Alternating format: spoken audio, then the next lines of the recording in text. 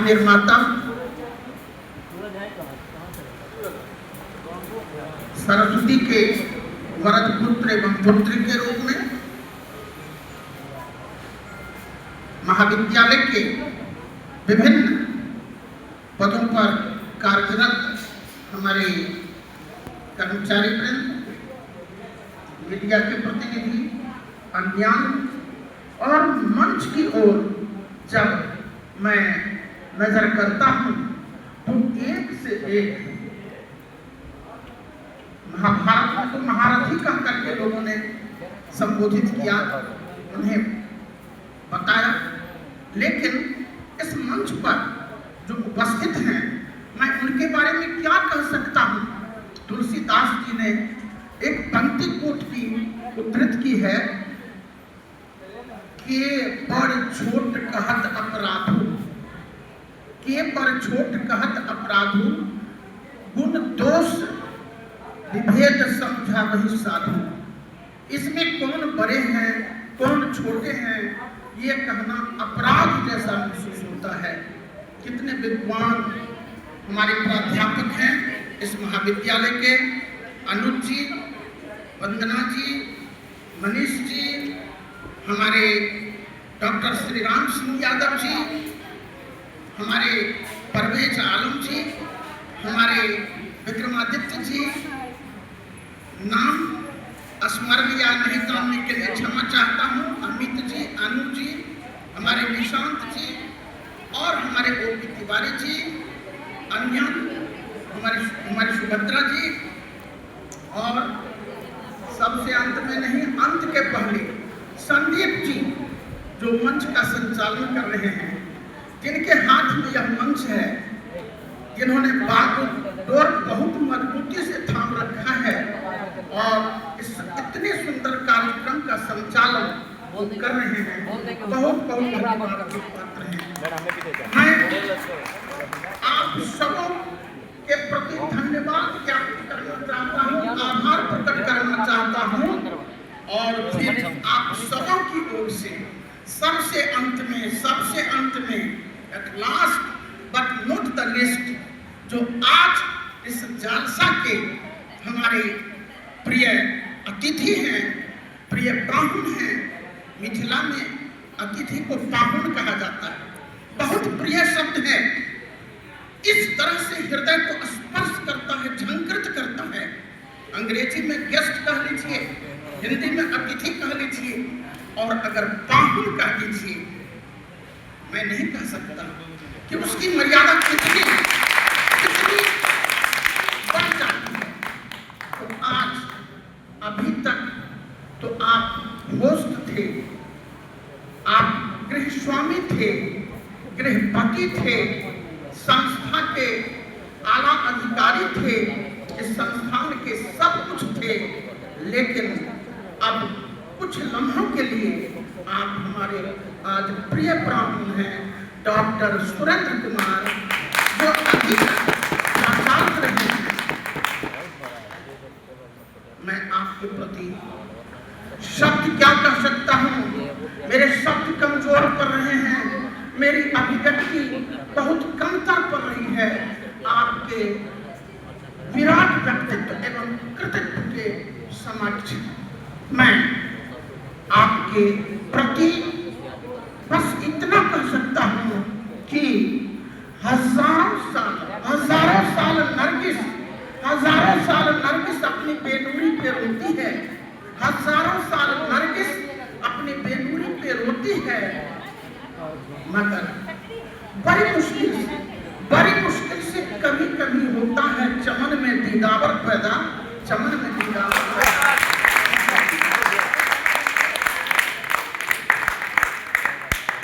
बाग होता है, बागवान भी होते हैं, गुल भी होता है, गुलशन भी होता है, लेकिन कुछ ऐसे पुष्प होते हैं, कुछ ऐसे होते हैं जिसके बारे में कुछ लोगों ने ऐसा कह दिया कि फूलों की उम्र कम हो तो हो, फूलों की उम्र कम हो तो हो, मगर फूलों की जिंदगी कम नहीं, फूलों में जिंदगी कम कम नहीं।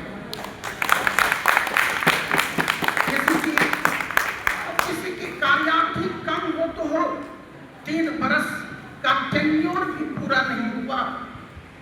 जिस तरह से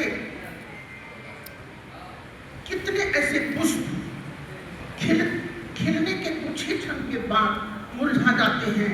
अब बहुत सारे अंग्रेजी के पोइट्स भी उन पर कविताएं लिखी हैं।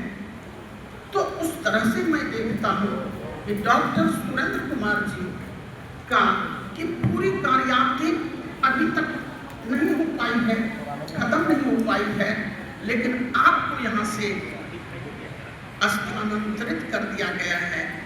यह हृदय में एक टीस जैसी लगती है, एक चुभन जैसी लगती है, एक कसक जैसी महसूस होती है। और यह कसक कोई बनावटी नहीं है, यह नैसर्गिक है, प्राकृतिक है। यह अपने आप एक दस्तक देती है दिल पर कि कोई कुशल प्राचार्य यहाँ से छोड़कर चले जा रहे हैं। क्या कहा जाए, यह बात तय है कि बच्चे जन्म लेते हैं, षष्ठी की रात्रि में लोग कहते हैं कि ब्रह्मा जी उनका भविष्य लिख देते हैं कि कब तक क्या करना है उनको, कहाँ क्या करना है। लेकिन हम सेवा में आते हैं, योगदान की तिथि जैसे होती है उसी दिन सेवा पुष्टि जैसे संधारित होती है कि उस पर सेवानिवृत्ति की तिथि भी अंकित हो जाती है। सेवा की निवृत्ति तो अंकित हो जाती है, लेकिन आप कहाँ कहाँ सेवा करेंगे ये इसका निर्धारण नहीं होता है। यह नदी नौ संजोग है, यह नदी नौ संजोग होता है। किसके साथ कितने दिनों तक किस किस को काम करना है, किस किस को किस भूमिका में काम करना है। तो डॉक्टर सुरेंद्र कुमार जी SCERT में लेक्चरर के रूप में योगदान दिए। बहुत लंबे समय तक हम लोग एक दूसरे को देखते रहे, बात करते रहे, एक्टिविटीज में शामिल होते रहे। कभी मैं यहाँ का प्राचार्य हुआ करता था और SCERT में बहुत सारे क्रियाकलाप होते थे। मैं इन्हें वहाँ देखता था तो ये बोलते बहुत कम थे और इनका व्यक्तित्व, इनका कृतित्व इस तथ्य को साबित करता है कि action speaks louder than words. Action speaks louder than words. हम अगर अपने शब्द से चिल्लाकर बोलें कि हम यहाँ ये किए, वो किए, तो ये बोलना शोभा नहीं देती। लेकिन अगर हम काम करते हैं, चुपके काम करते हैं, उस काम की खुशबू, उस काम की आवाज ज्यादा जोर से लोगों को सुनाई पड़ती है। तो आप कम बोलते थे लेकिन आपका काम बोलता था। तो वो काम वहां तो मैं सुनता था, देखता था। SCERT में मेरी सेवानिवृत्ति के बाद मैं समझता हूँ चौथे प्राचार्य के रूप में आप यहाँ हैं। मेरे बाद कुछ दिनों के लिए यहाँ के व्याख्याता थे डॉक्टर संजय सिंह तोमर जी, वो लिए मुझसे प्रभार। और 3 दिनों के बाद डॉक्टर राकेश जी आए भागलपुर से। तत्पश्चात हमारे श्री जयकांत बाबू आए, सामने हैं। और उसके बाद डॉक्टर इम्तियाज SCERT से आए, फिर डॉक्टर सुरेंद्र बाबू SCERT से आए। बहुत आत्मीय हमारा संबंध रहा है इन सबों से। और अगर आत्मीयता हम नहीं रख सकते हैं तो शायद और क्या कर सकते हैं। हम शिक्षा के क्षेत्र में अलग जगाने वाले, चाहे अध्यापक प्रारंभिक कक्षा के हों या विश्वविद्यालय स्तर के हों या हम प्राचार्य हों, हम लोगों के प्रति लोग बड़ी चौकस नजर से देखते हैं। और हमारे नए बच्चे जब इस क्षेत्र में आ गए वो प्रतिष्ठा के पद पर होते हैं, राष्ट्र निर्माता कहलाते हैं। इसीलिए उनकी गरिमा बढ़ जाती है, उनका दायित्व बढ़ जाता है।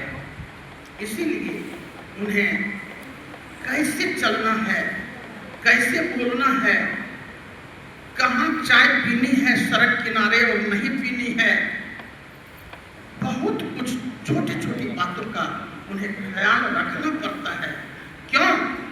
अगर आप कहीं कोर्ट में, सचिवालय में आप अगर सहायक होते, कोई पदाधिकारी होते, कोई खास बात नहीं थी, लेकिन आप अध्यापक जो हैं ये बड़ी बात होती है। तो इसलिए अध्यापक बन जाना बहुत ही, मेरी नज़र से, मैं अपनी नज़र से देखता हूँ कि अध्यापक होना बहुत ही आम बात है, बहुत ही साधारण सी बात है। टीआरई कंप्लीट कर जाइए या किसी और भी परीक्षा के माध्यम से आप आइए, ये कुछ और भी बात है, मतलब वह उतना महत्वपूर्ण नहीं है। लेकिन अध्यापक के रूप में जब आप योगदान देते हैं, तो आप जब विद्यालय में या समाज में अपना चलते हैं, क्रियाकलाप लोगों के सामने प्रस्तुत करते हैं, तो आपके सामने शिक्षकत्व दिखता है या नहीं, शिक्षकत्व दिखता है या नहीं, ये आप पर निर्भर करता है।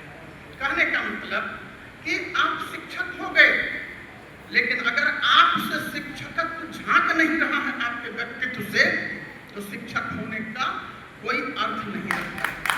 इसलिए शिक्षक वो है, शिक्षक तब है जब आप चल रहे हैं, अपरिचित गलियों से गुजर रहे हैं, कोई देखने वाला देखता है तो कहता है लगता है शायद शिक्षक क्या चलते हैं, किस तरह से बोलते हैं, तो वो चीज, तो ये चीज होनी चाहिए। मैं लगे हाथ इस पंक्ति को उद्धृत करना चाहता हूँ आपके लिए कि शिक्षक हो गए कोई बड़ी बात नहीं, अगर शिक्षकत्व तो आप में आ गया, आप में दिखने लगा, तो बहुत बड़ी बात। उसी तरह से किसी शायर ने कहा कि शख्स तो खुदा ने हम सबों को बना दिया, शख्स तो खुदा ने हम सबों को बना दिया, मगर शख्सियत खुद से बने, मगर शख्सियत खुद से बने तो कुछ बात, अपने से बने तो कुछ बात। तो ये बहुत बड़ी बात है, शिक्षक होना बड़ी बात नहीं है। शिक्षकत्व अगर आप में आ गया तो बहुत बड़ी बात है। मैं आपको, जितने हमारे सामने बैठे हुए हैं, जितने मस्तिष्क, जितने जत मुंडे तत् ब्रह्मांडे, इतने ब्रह्मांड लेकर के बैठे हैं हमारे अध्यापक, कितने विषय को, कितनी बारीकियों को समेटे हुए बैठे हैं। मैं आपके अंदर जो शिक्षकत्व दिखता है, मैं उसको नमन करना चाहता हूँ। आप कहेंगे कि सर यहाँ प्राचार्य रहे थे, मैं तो अभी यहाँ प्रशिक्षु के रूप में हूँ। नहीं, वो तो बाह्य शरीर है, उम्र का कम होना, उम्र का अधिक होना, पद ऊंचा होना, पद सामान्य होना, लेकिन शिक्षक है। इसलिए मेरी ओर से आप सबों का स्वागत है इस महाविद्यालय में, महाविद्यालय परिवार की ओर से। कभी मैं भी प्राचार्य था, भले ही अब भूत लग गया है, लेकिन डरने की कोई बात नहीं है। तो उस दायित्व को भी मैं जानता हूँ कि आज मैं यहाँ कुछ नहीं हूँ, लेकिन यहाँ आपके सामने आने से कुछ पुराना दायित्व भी कुछ महसूस हो रहा है। इसलिए मैं आप सबों का स्वागत करता हूँ, वंदन करता हूँ, अभिनंदन करता हूँ और आप सबों के लिए शुभकामना करता हूँ कि समाज और शिक्षा विभाग, राष्ट्र आज दायित्व सौंप रहा है और जो चुनौतियां आपके सामने हैं, चाहे राष्ट्र निर्माण का हो या गुणवत्तापूर्ण शिक्षा प्रदान करने का हो, आप उसमें बखूबी 100% से ज्यादा कामयाब होंगे। मेरी यह मंगल कामना है और इसी उम्मीद से मैं आप सबों का नमन करता हूँ। आप सबों की ओर से मंच पर जितने हमारे पुरोधा लोग हैं, जिधर मैं देखता हूँ कि मुझको मेरे शब्द काफूर होने लगते हैं, मेरे शब्द इधर उधर होने लगते हैं, मैं अपने को केंद्रित नहीं कर पा सकता हूँ, लेकिन सबों के लिए जो है दिल में है, बहुत सम्मान है। अनुज भाई मेरे छोटे भाई बहुत अच्छा कर रहे हैं शिक्षा के क्षेत्र में, बहुत सारे आर्टिकल्स लिख रहे हैं अभी। और अगर आप लोगों को इस प्रशिक्षण के बाद भी अगर संपर्क साधना है तो हमारे महाविद्यालय के प्राध्यापक हैं, संसाधन शिक्षक हैं, सभी यहाँ जो प्रशिक्षण दे रहे हैं, अनुज जी कला के क्षेत्र में हैं, सरोज जी एंड अदर्स, मनीष जी, सब के सब हैं। और एक हमारे department of education BNNU campus से डॉक्टर श्री राम सिंह यादव जी बैठे हुए हैं, मैं इनकी बड़ी तारीफ करता हूँ। इसलिए ये परिचित है, कभी मैं डीन हुआ करता था तो यूनिवर्सिटी जाता था और B.Ed और M.Ed जब खुल रहा था, जिस समय तो मैं डीन था और मेरे संग साथ उस समय में जो टीम थी, डॉक्टर अवध किशोर राय हमारे VC थे, फारूक साहब हमारे प्रोवीसी थे, उस समय में ही M.Ed खुला था। और आप जब से आए हैं तो एक शालीन व्यक्तित्व के रूप में हैं और अभी आप हमारे बीच हैं, तो इन सबों का मैं स्वागत करता हूँ। सभी सारस्वत पुत्र हैं और सभी अनवरत अध्ययन कर रहे हैं, स्वाध्याय कर रहे हैं और शिक्षा के स्तर को ऊपर उठा रहे हैं। इसलिए जो काम हम लोग पीछे छोड़ चुके हैं, जो हमारे समय में नहीं हुआ, वो अब ये लोग पूरा कर रहे हैं। निश्चित रूप से कोई भी आदमी का समय होता है, काम करते करते आपकी बारी खत्म हो गई, आप बैटिंग कर रहे हैं, कितना रन बना रहे हैं, ये संजोग पिच पर और कुछ परिस्थितियों पर निर्भर करता है। लेकिन फिर जब कोई आउट होता है तो आगे वाले जो प्लेयर है वो खेल को मुकाम देता है, पहचान देता है, वो जीत देता है। तो इस रूप में जितने हमारे यहाँ बैठे हुए हैं साधन सेवी लोग, सभी धन्यवाद के पात्र हैं, सबके प्रति मैं आभार प्रकट करना चाहता हूँ। और हमारे डॉक्टर भाई जो हमारे अनुज हैं, आज यहाँ से विदा ले रहे हैं। यकायक कल बाजार में था, सुभद्रा जी ने मुझे फोन किया, सर व्हाट्सएप देखिए कुछ भेजी हूँ, कल 2 बजे आना है। मैं कल से ही ला रहे हैं। एक बच्चा जिस तरह से मेला देखने के लिए उत्कंठित हो जाता है, उसी तरह से मैं इस महाविद्यालय आने के लिए उत्कंठित हो जाता है कि आज अपने महाविद्यालय जाना है ना। तो इस तरह से कल से ही घड़ी देखते देखते 2 कब बजेगा तो मैं यहाँ आया। इसीलिए ऐसा होता है कि यहाँ जिंदगी मिलती है, आप लोग बोरियत महसूस नहीं करेंगे। सुरेंद्र बाबू का काम कुछ वैसा ही रहा जैसा कभी मैंने महसूस किया। आपको हंसाने के लिए मैं एक उदाहरण देता हूं, तब तक फोटोग्राफी भी हो रहा है। जब यहाँ एमएड कोर्स की स्थापना, एमएड खुलवाने के लिए जब प्रयास चल रहा था, वो मैं ही प्राचार्य था और ये घर बनने का जब समय था तो भूमि पूजन और घर बनाने में पूरा कार्यकाल मेरा था। तो अक्सर यहाँ से मैं 9 बजे उठ करके जाता था डेरा, प्रतिदिन 9-10 बजे आना और 9 बजे जाना। किसी स्कूल कॉलेज के प्रिंसिपल अगर इस तरह से जाते हैं तो एक उनके जो बड़े प्रिंसिपल घर में होते हैं वो भी तो एक्सप्लेनेशन पूछेंगे। तो इस बंदा से रोज एक्सप्लेनेशन पूछा जाता था। इसके जो एक बड़े प्रिंसिपल वहां होते हैं घर में, वो पूछती थी क्या बात है, आजकल रोज 9 बजे आते हैं। वहाँ तो सबको जवाब देना पड़ता है। 9 बजे आते हैं और उनको खुश करना इतना कठिन होता था उन दिनों में। 3-4 महीना लगातार, जब तक एनसीटी की टीम जांच कर नहीं चली गई तब तक यह क्रम चला। 2 बेटियां घर में हुआ करती थी जो आज ससुराल में है। तो बच्ची खाना ले आती थी, मैडम जो है अपने टेबल में आती। आप समझ लीजिए, थोड़ा हटकर मैं बोल रहा हूँ, शिक्षा और वर्ग कक्ष का जो है अध्यापन है, इन अंतःक्रियाएं हैं, उसमें आप निपुण हो जा सकते हैं।